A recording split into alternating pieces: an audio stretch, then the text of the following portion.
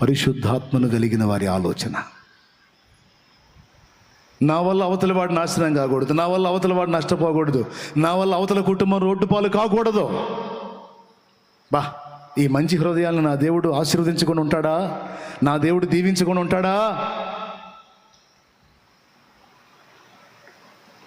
ఈరోజు మనం పరిశీలించుకోవాల్సినటువంటి రోజు. ఈరోజు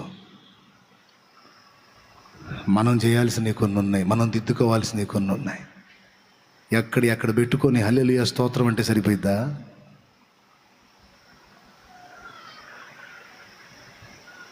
ఆదాము యొక్క ఆలోచనలకు కూడా దేవుడు అవకాశం ఇచ్చినట్టు నా ఆలోచనలకు అవకాశం ఇచ్చాడు.